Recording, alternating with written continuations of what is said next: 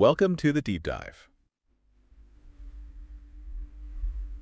Okay, so today we're plunging headfirst in something really fascinating, American food culture. Yeah, it's a great lens, isn't it? Totally. And we're kicking off with this paradox or sources pointed out right away.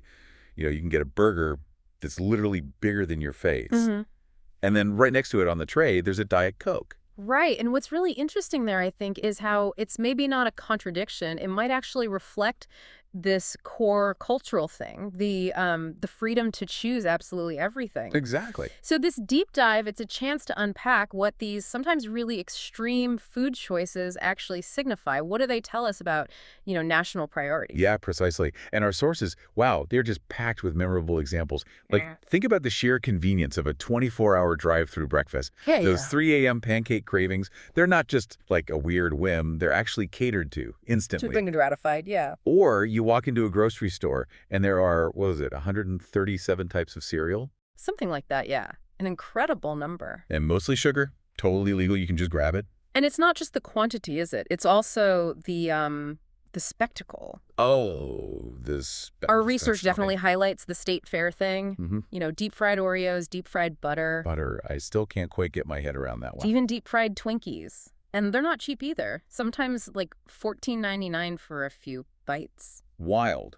But it's a statement, like you said. Exactly. It's more than just food. And we absolutely have to mention the legendary gas station hot dog, the one. The one that's been spinning since 2003. Yes, and it's apparently still edible somehow. It's almost this like mythical symbol of stuff just always being there. Perpetual availability. It really is. So if we tie all these little details together, Yeah.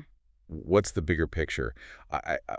I think our mission here for this deep dive is really to unpack what these, okay, sometimes quirky food habits tell us about those core American values. Things like convenience, choice, Mm-hmm. maybe even a weird kind of creativity. Absolutely. Let's dig into that. Okay, so unpacking it, that 204/7 availability, those 3 a.m. pancakes we mentioned, Mhm. our sources suggest it's not just about being lazy or wanting things easy. There's a history there, right? Precisely. It seems deeply rooted in that post-war American narrative, prosperity, individual autonomy, the whole can-do spirit. Right, the idea that anything you want, you should be able to get.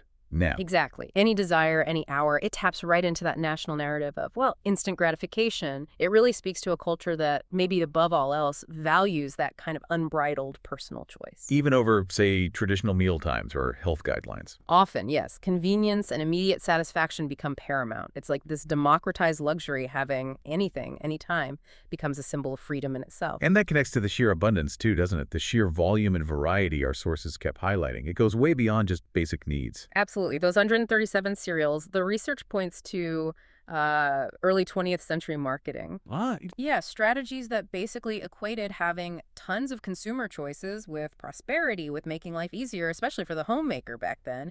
It set up this more is more idea that you still see everywhere in the food landscape. so it's not just what you eat, but the freedom to pick from this overwhelming number of options. That's a huge part of it. The choice itself is the value. Okay, so then the deep fried stuff at the fair, or even that eternally spinning hot dog, they become, in their own very strange ways, part of this same story. I think so, yeah. They're extensions of that narrative. Those sources sort of frame them not just as food items, but as like cultural performances, symbols. Performances, how so? Well, the deep fried things embody a kind of spirit of innovation, maybe entertainment. It's almost Yeah. a culinary dare, pushing boundaries, sometimes way past sensible limits. Delicious excess, maybe? Delicious excess. Exactly. It reflects a society okay with pushing limits. And that ubiquitous hot dog, it speaks volumes about that commitment to constant, nonstop service. Convenience culture, pure and simple. Okay, so wrapping this up a bit, what does it all mean? We've seen, based on our sources, that American food often looks, well, big, fried, and you can get it pretty much any time. Right. Standard picture. But underneath that surface, what we've really been exploring is how it connects to these deeper values.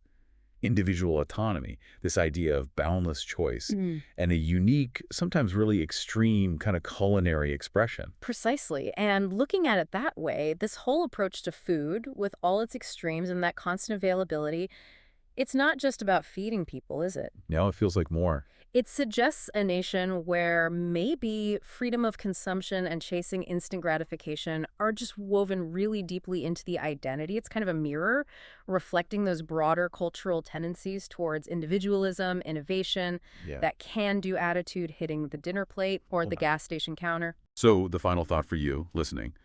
What does your relationship with food say about you? Does that craving for deep-fried anything? Or maybe just the simple comfort of knowing you could get pancakes at 3 a.m.? Does that speak to freedom, abundance, or maybe something else entirely in your own life? Something to chew on? Like and follow.